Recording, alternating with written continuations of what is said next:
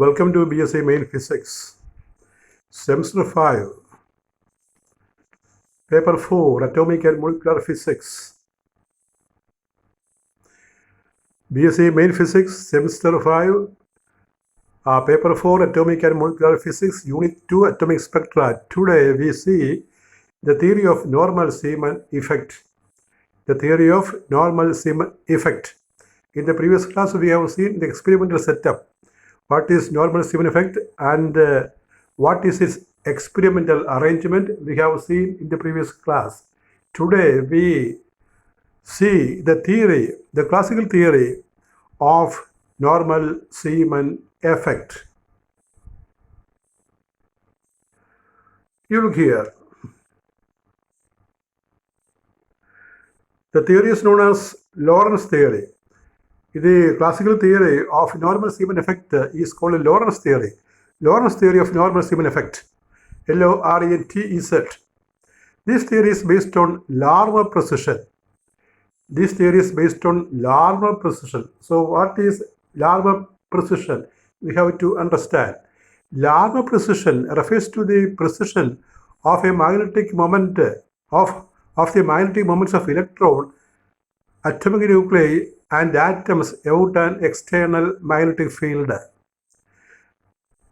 The theory of normal Zeeman effect is based on Larmor precession.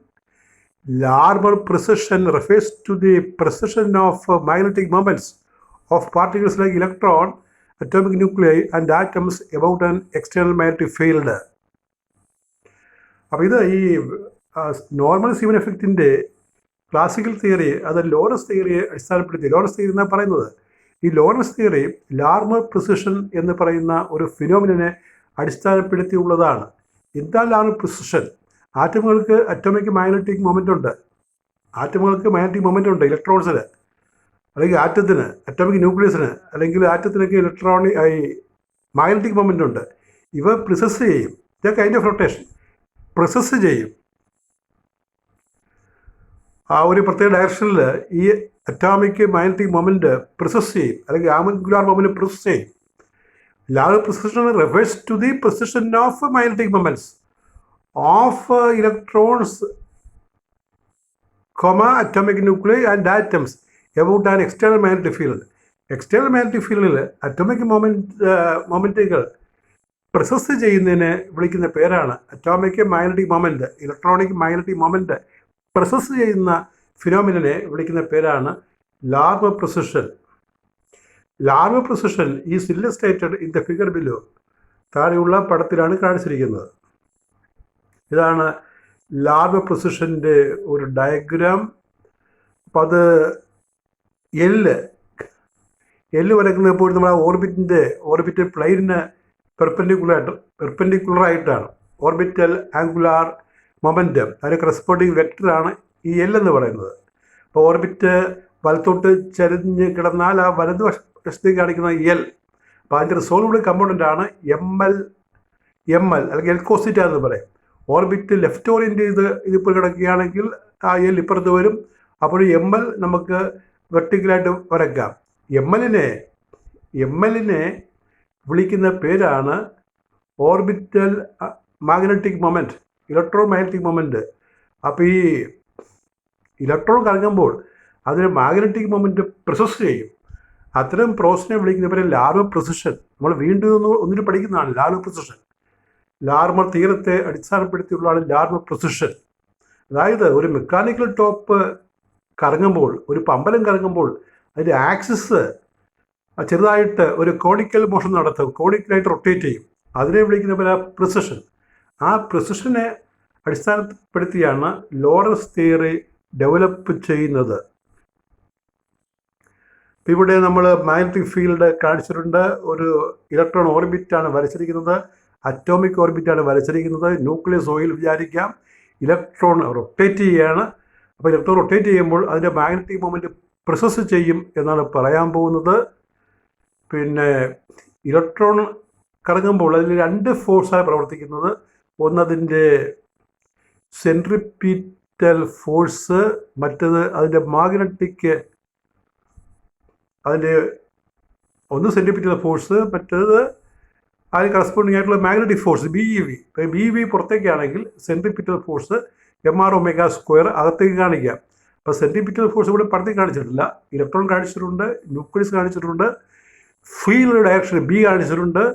ഈ magnetic force electron BeV അത് പുറത്തേക്ക് കാണിച്ചിട്ടുണ്ട്. അകത്തേക്ക് സെൻട്രിപിറ്റൽ ഫോഴ്സ് വരും. ഇക്വിലിബ്രിയം പാത്തിൽ സെൻട്രിപിറ്റൽ ഫോഴ്സ് ഈ BeVക്ക് തുല്യമാകും. ആ ഒരു കണ്ടീഷനാണ് നമ്മൾ എഴുതാൻ പോകുന്നത്. അപ്പോൾ പടം എന്താണത്? Motion of electron around the nucleus. Now you see the theory. When the electron revolves around the nucleus, its motion is governed by centripetal force Fc is equal to mr⍵². ഒരു ഇലക്ട്രോൺ ഓർബിറ്റൽ മോഷൻ നടത്തുമ്പോൾ അതിൻ്റെ ആ motion govern ചെയ്യുന്നത് ഈ centripetal ഫോഴ്സാണ്. Centripetal ഫോഴ്സിൻ്റെ equation നിങ്ങൾക്കറിയാം, Fc equal to mr⍵² ആണ്, അല്ലെങ്കിൽ mv²/r ആണ്. നമ്മൾ ഒമേഗ എന്നുള്ള ടേം ഇവിടെ കൊണ്ടുവരാനായിട്ട് mr⍵² എന്നുള്ള ഇക്വേഷനാണ് സെൻട്രിപിറ്റൽ ഫോഴ്സിന് കൊടുക്കുക. അത് mv²/r തുല്യമാണ്. V എന്ന് പറഞ്ഞാൽ r⍵. ഒമേഗയെ നമ്മൾ ആംഗുലാർ വെലോസിറ്റി എന്ന് പറയും. Natural angular velocity of electron അല്ലെങ്കിൽ ആംഗുലാർ ഫ്രീക്വൻസി എന്ന് പറയാം ഒമേഗയെ. ഒമേഗ 2πν ആണ്, ന്യൂ ഫ്രീക്വൻസി. അപ്പോൾ ഇലക്ട്രോൺ മോഷൻ ഗവേൺ ചെയ്യുന്നത് ഈ സെൻട്രിപിറ്റൽ ഫോഴ്സ് ആണ്. അതിന് Fc എന്ന് പറയും, mr⍵².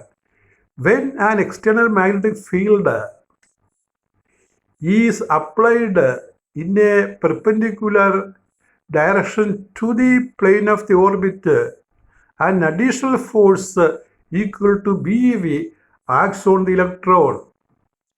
അപ്പോൾ ഇതിങ്ങനെ ഈ സെൻട്രിപിറ്റൽ ഫോഴ്സിൽ കറങ്ങുന്ന ഇലക്ട്രോൺ, അതിനകത്ത് അതൊരു എക്സ്റ്റേണൽ ഫീൽഡ് ഇരിക്കുകയാണെങ്കിൽ അഡീഷണൽ ഫോഴ്സ് വരും. അപ്പോൾ നെറ്റ് ഫോഴ്സ് ഓൺ ഇലക്ട്രോൺ വരുന്നത് Fc - BeV ആണ്. Fc - BeV.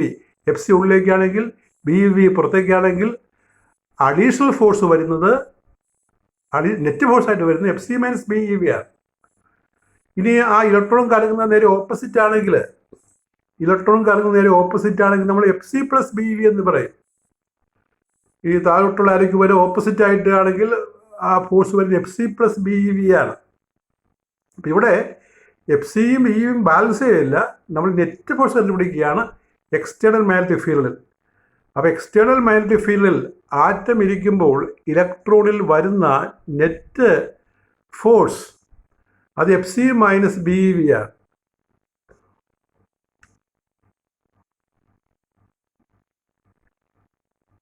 Due to the change in force, ഇങ്ങനെ ഫോഴ്സ് മാറുന്നതുകൊണ്ട് due to the change in force the angular velocity omega changes by an amount dω. അപ്പോൾ ഇങ്ങനെയൊരു force വരുന്നതുകൊണ്ട് ഈ angular velocity dω എന്നൊരു factor change ചെയ്യും, അത്രേ. In that case the motion of the electron will be complex and the motion is called Larmor precession. അപ്പോൾ Larmor precession എന്ന് പറയുന്നത് ഇതാണ്. അഡീഷണൽ ആയിട്ടൊരു ഫോഴ്സ് വരുമ്പോൾ അവിടെ ഈ മോഷൻ കോംപ്ലക്സ് ആയിട്ട് മാറി ഇലക്ട്രോണിൻ്റെ, അത്തരം മോഷനെ വിളിക്കുന്ന പേരാണ് Larmor precision. If dω is the change in velocity, angular velocity due to Larmor precision, equation 1 becomes, നമ്മൾ നേരത്തെ എഴുതിയ net ഫോഴ്സിൻ്റെ equation 1 becomes Fc - Bω is equal to mr into omega + dω². ഇവിടെ നമ്മൾ dω പ്ലസ് ഇട്ട് കൊടുത്തിരിക്കുകയാണ്. അതിന് കാരണം dω minus കിട്ടാം. അങ്ങനെ ഇട്ട് കഴിഞ്ഞാൽ dω മൈനസ് വാല്യൂ വരും. ഇത് സോൾവ് ചെയ്താൽ ഒമേഗ പ്ലസ് ഇടും.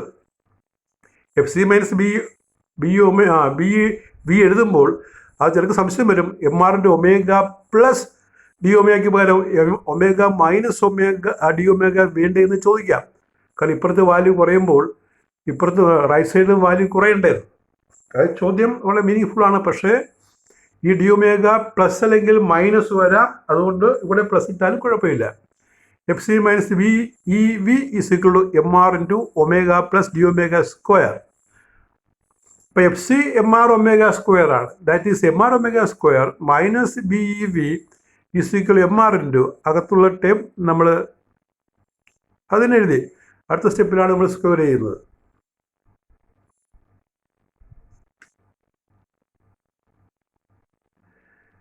That is M R omega square minus B V is equal to ആ ബ്രാക്കറ്റിനകത്തുള്ള term A plus B square വെച്ച് ഒന്ന് എക്സ്പാൻഡ് ചെയ്യുക. അപ്പോൾ എം ആർ ഇൻറ്റു ബ്രാക്കറ്റിനകത്ത് omega square plus 2 omega D omega plus D omega square. D omega ഒരു negligible ടൈമാണ്, അത് കളയാൻ നമുക്ക്. പിന്നെ ചില ടൈംസ് അപ്പുറം ഇപ്പുറം വെട്ടിപ്പോകും. എം ആർ ഒമേഗ സ്ക്വയർ വെട്ടിപ്പോകും. പിന്നെ third term M R into D omega square അത് വളരെ ചെറുതാണ്, അതുകൊണ്ടാണ് നമ്മൾ കളയുന്നത്. ഡി ഒമേഗ സ്ക്വയർ വളരെ സ്മോളാണ്, അതുകൊണ്ട് കളയാം. അപ്പോൾ ബാക്കി നമുക്ക് വരുന്നത് മൈനസ് ബി വി സിക്വൾ ഇപ്പുറത്ത് 2 ആദ്യം എഴുതി 2 MR ഒമേഗ ഡി ഒമേഗ എന്ന് കിട്ടും. ഡി ഒമേഗ കാണുമ്പോൾ മൈനസ് ബി ബൈ 2 ഒമേഗ. ഇനി വി ആർ ഒമേഗ ആണല്ലോ, therefore D omega is equal minus B R omega by 2 omega. R omega വെട്ടിപ്പോവും. D omega is equal minus B by 2 equation number 2. ഇപ്പോൾ മനസ്സിലായല്ലോ നമ്മൾ നേരത്തെ പ്ലസ് എടുത്തതിൻ്റെ കാരണം. ഡി ഒമേഗ കിട്ടുന്നത് മൈനസാണ്, അതുകൊണ്ടാണ് നമ്മൾ ആദ്യം കാണുന്ന ഈ താഴെ രണ്ടാമത്തെ സ്റ്റെപ്പിൽ നമ്മൾ പ്ലസ് എടുക്കാൻ കാരണം റൈറ്റ് സൈഡിൽ. ഇനി മൈനസ് എടുത്തിരുന്നെങ്കിൽ നമുക്ക് ഇവിടെ അത് പ്ലസ് ആയിട്ട് വരും.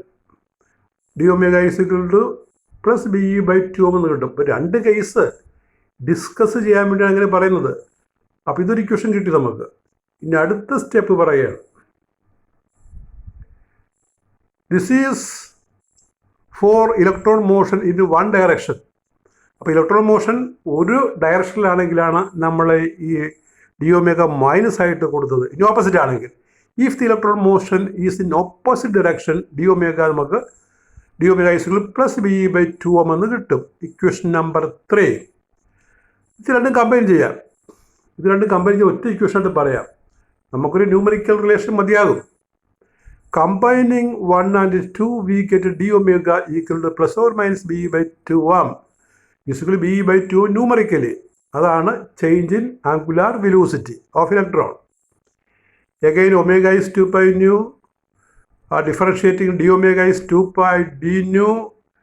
That is അത് മുകളിൽ കൊടുക്കുകയാണ്. 2 pi d nu is b by 2m. 2m. അപ്പോൾ നമുക്ക് കിട്ടുന്നത് എന്താണെന്ന് നോക്കി. Then we get d nu is b by 4 pi m. Equation number 4. ഇതാണ്. This is the Zeeman shift in frequency. ഇതിനെയാണ് Zeeman shift in frequency എന്ന് വിളിക്കുന്നത്. This is the Zeeman shift in frequency. But C is nu lambda, you know, nu is C by lambda, or we can write nu equal to C lambda raised to minus 1. C is a constant. Differentiating d nu is equal to minus C by lambda square d lambda. That you know. When we differentiate lambda raised to minus 1, we get minus 1 by lambda square d lambda. Put this in 4. ഇത് നാലാമത്തെ ഇക്വേഷനത്ത് കൊടുക്കുക, മുകളിൽ കൊടുക്കുക. അപ്പോൾ D ന്യൂവിൻ്റെ സ്ഥാനത്ത് കൊടുക്കുകയാണ്. D ന്യൂവിൻ്റെ സ്ഥാനത്ത് കൊടുക്കുമ്പോൾ നമുക്ക് കിട്ടുന്നത് minus C by lambda square D lambda is B by 4 pi m. D lambda is equal minus B lambda square by 4 pi m c or D lambda numerically B lambda square by 4 pi m c numerically. Equation number 5. ഇതാണ് ഏറ്റവും പ്രധാനപ്പെട്ട equation. D lambda ആ ഫ്രീക്വൻസിയുടെ D ന്യൂവിൻ്റെ equation പഠിക്കണം. ഇതാണ് wave ലെങ്തിൻ്റെ Zeeman shift equation. അപ്പം അതിനെക്കുറിച്ചാണ് നമ്മളിവിടെ പറയുന്നത്. This is the Zeeman shift in wavelength. Zeeman shift in wavelength മുകളിൽ കാണുന്ന ഇക്വേഷൻ നമ്പർ 5 ആണ്. ഇതിൽ നിന്ന് ഇ ബൈ എം കാണാം. ഇ ബൈ എം നമ്മളൊന്ന് റീ അറേഞ്ച് ചെയ്താൽ ഇ ബൈ എം കിട്ടും. E by M is equal to 4 pi c D lambda by B lambda square. Equation number 6. E by എമ്മിനെ വിളിക്കുന്ന പേരാണ് electronic charge mass ratio or specific charge of electron. E by m is called electron charge mass ratio or specific charge of electron. That is, by measuring Zeeman shift, the electron charge mass ratio, electron charge mass ratio electron കഴിഞ്ഞ hyphen വേണ്ട, charge കഴിഞ്ഞ hyphen ഇടാം. Electron charge mass ratio, electron കഴിഞ്ഞ hyphen വേണ്ട, charge കഴിഞ്ഞ് ഒരു hyphen ഇട്ടിട്ട് electron charge mass ratio can be determinant. അങ്ങനെ ഒരു ക്വസ്റ്റ്യൻ ചോദിച്ചതുകൊണ്ടാണ് ഈ ഇക്വേഷൻ 6 നമ്മൾ എഴുതുന്നത്. അപ്പോൾ അതിൻ്റെ എക്സാമിനേഷൻ ക്വസ്റ്റ്യൻസ് ഇതൊക്കെയാണ്.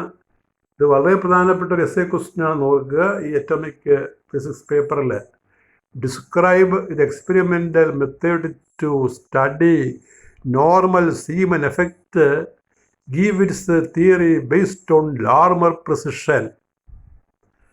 അപ്പോൾ ഈ എസ്ഐയുടെ ഉത്തരം എന്ന് പറഞ്ഞാൽ ഈ 2 ക്ലാസ്സിൽ പഠിപ്പിച്ചതാണ്. കഴിഞ്ഞ ക്ലാസ്സിലും ഈ ക്ലാസ്സിലും നമ്മൾ പഠിച്ച കാര്യങ്ങൾ ചേർത്ത് എഴുതേണ്ടതാണ്.